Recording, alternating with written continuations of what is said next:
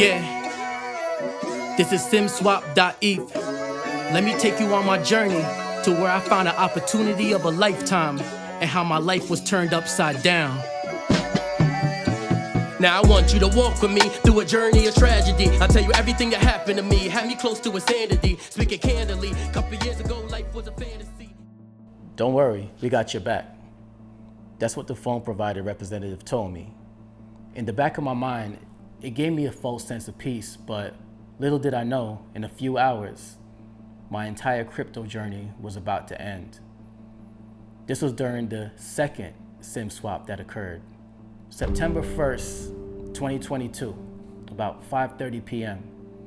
I was at work and I looked at my phone and I saw that I got a text message from my phone provider saying that I requested to initiate a swap and I have 10 minutes to respond. So I could either press 1 to accept the swap or I could press 2 to decline the swap. If I press neither, in 10 minutes, the swap will automatically initiate. Unfortunately for me, this text was sent 11 minutes ago. So at this point, confused and actually quite frightened, immediately I ran to use the phone at my job because my phone was no longer working.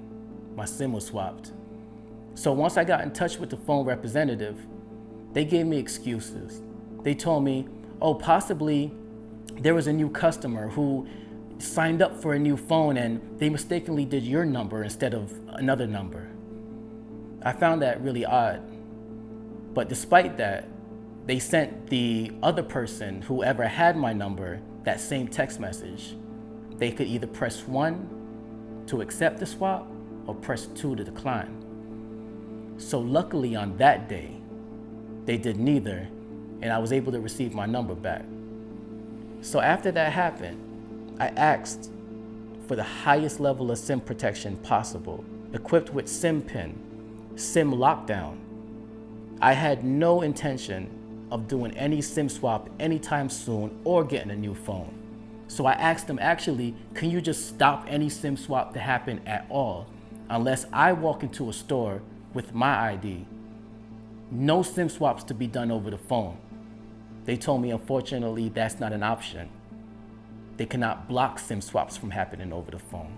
So given this information, I had my mind made up. It's time for me to switch providers because the lack of protection was really, really concerning to me. So that was September 1st, 2022. September 5th, 2022, 4 days later, Labor Day, at 9:30 p.m.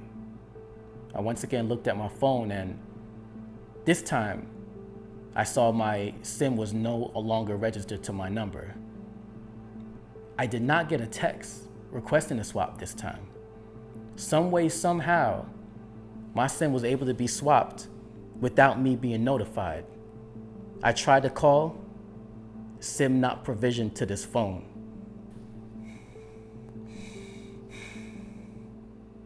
And it was at that point I knew something sinister was going on. This was no mistake. So luckily, I was at my parents' house that night, who do have a landline. So I called my phone provider once again, this time frantic. Listen, my SIM has been swapped. People are targeting me. So I talked to the representative for about an hour and a half. This representative sent the text once again. He sent the text saying that there is a request to swap the phone. Press 1 to accept, 2 to decline. Press neither, then the SIM automatically happens. At this point, I heard him say, they pressed 2 instantly. Something's fishy. Those were his words. Of course something's fishy. You're talking to me who owns this number. So once again, talking to this person, going back and forth, being put on hold multiple times with no action, with no resolution, with no number back. So it took an hour and a half before I was finally transferred to the fraud department. So why wasn't I transferred to the fraud department from before? Why did it have to take so long And at this point, they're already in my accounts. So after talking to the fraud department, I had my phone connected onto the Wi-Fi, and I saw in real time that somebody is in my Google account. I also saw that I requested login to my Telegram. I was getting codes for the SMS, for my Telegram, for my Facebook, for my Gmail. At this point, I knew I was done. So finally, after about 20 minutes of talking to the fraud department, I received my number back. But guess what? They already got into my accounts. So I'm looking through everything. I'm changing every password I could think about. But I felt helpless. They're in my phone, and there was nothing I could do about it. Luckily, or so I thought, luckily, I had a hardware wallet where I had my ETH, 128 ETH in my hardware wallet that I've been holding since 2017, through all the bear markets, through all the China bans, through all the bull runs. And this was my ticket. This was a game changer, not just for me, but my whole family. This was supposed to change my life. Being stuck in a job, just in a cycle of working and not receiving enough to pay off my bills or my student loan debt. I finally found a way out.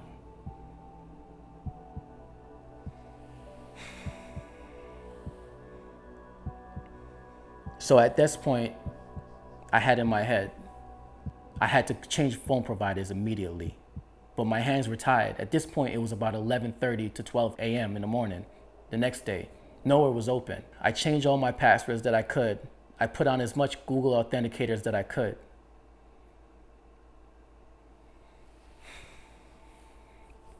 And then I woke up the next morning with just a feeling in my stomach, like an impending doom. Surely everything was safe. I changed my passwords and I have a hardware wallet. So I looked at my Etherscan just to make sure everything's good, just to make sure that my ETH was still there. And then I saw 0.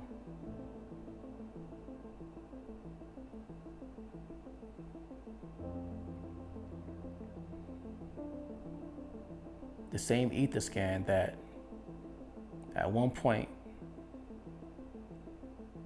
was close to $1 million was 0. And it took me a while to really digest what I was looking at, to scroll down to look at what transaction happened. I'll never forget that day. I'll never forget that feeling. 128 ETH was transferred out of my wallet into another wallet. It was split into 20 transactions, split to 20 different wallets. This was something that was going to take me out of this rat race. This was something that I've held conviction for 6 years. This was a part of me, and now it was gone, and I couldn't do anything about it. So how did they take my ETH, right? How did they do it? I'm trying to figure out, how did they get to my hardware wallet? This was the most secure way of holding crypto. This wasn't a hot wallet that's just easily accessible. How could they have gotten to my hardware wallet? So I did a little digging into my phone, trying to figure out what happened. And then I remembered the most fatal, crucial mistake that I made. In 2017, when I was a rookie, brand new to crypto, I took a picture of my seed phrase. I knew enough not to write my seed phrase in any type of notepad or any type of email, because that could easily be scanned and searched. So I took a picture thinking, okay, who's gonna get my phone?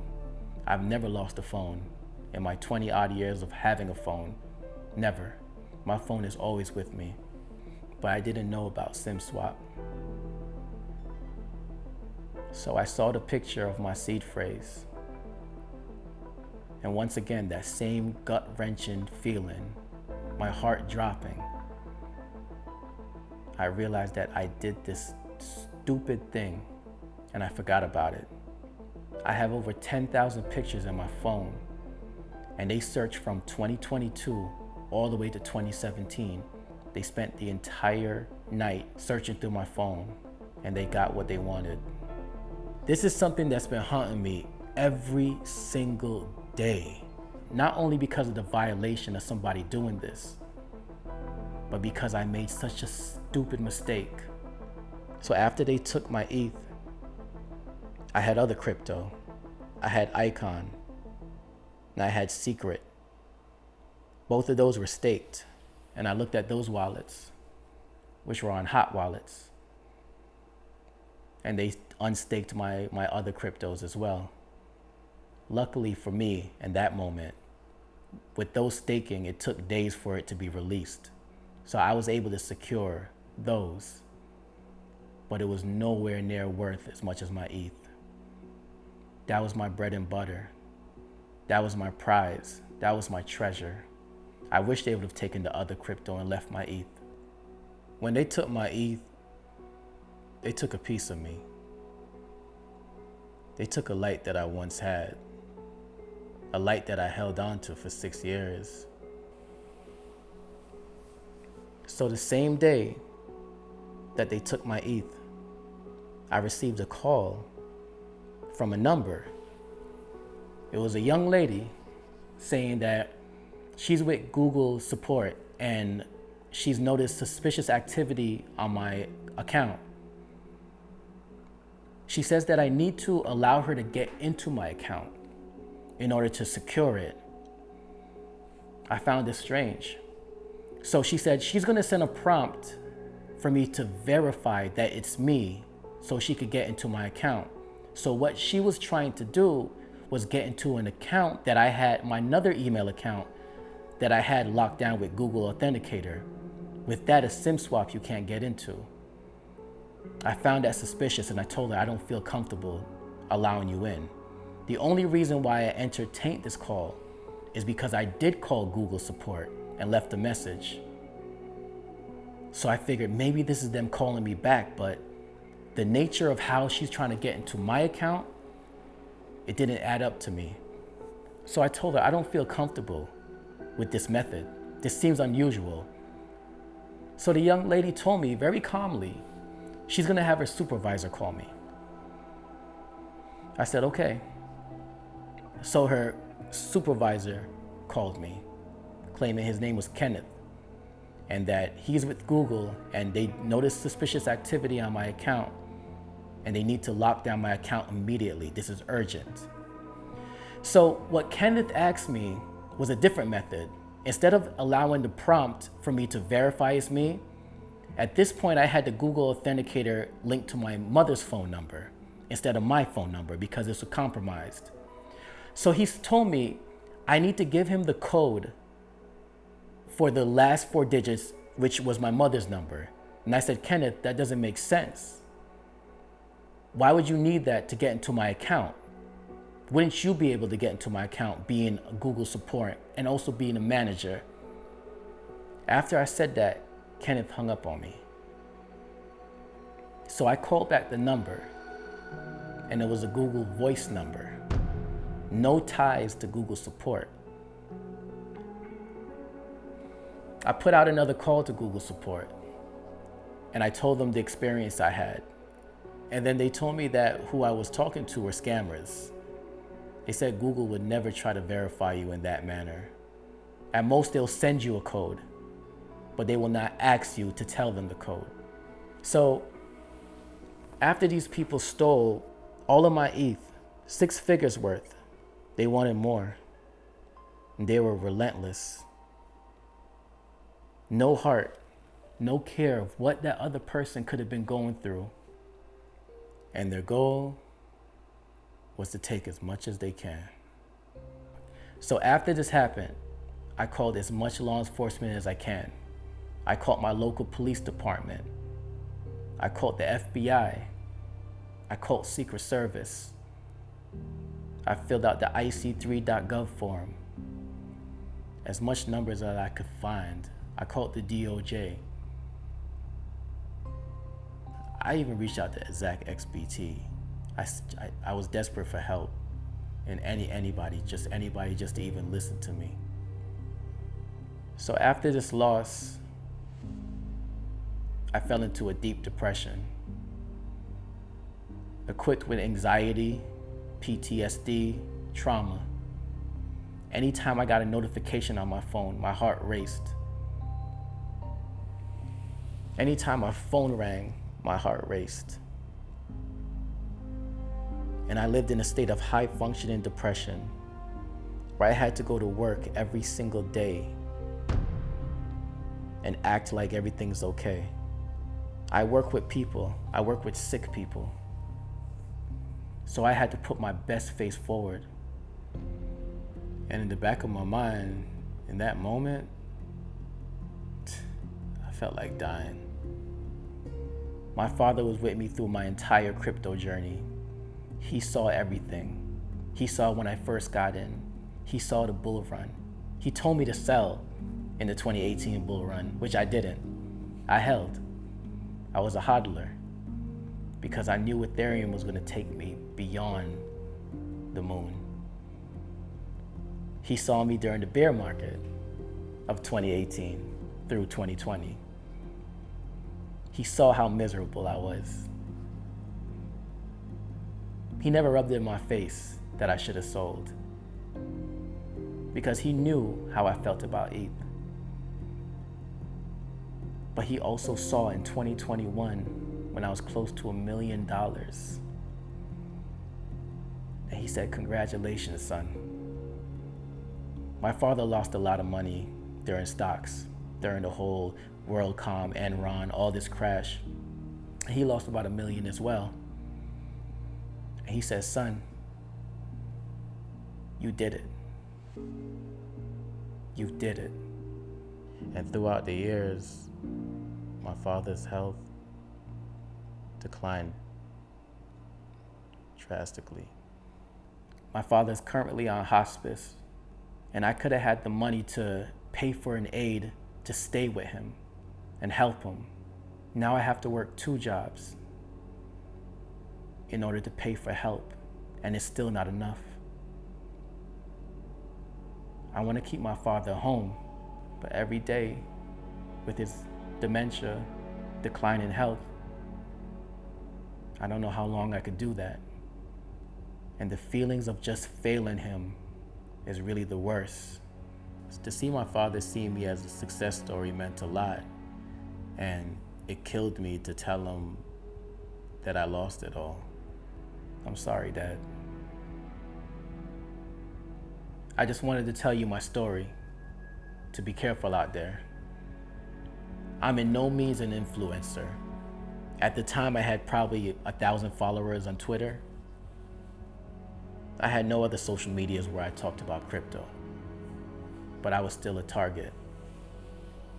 Who would have targeted me?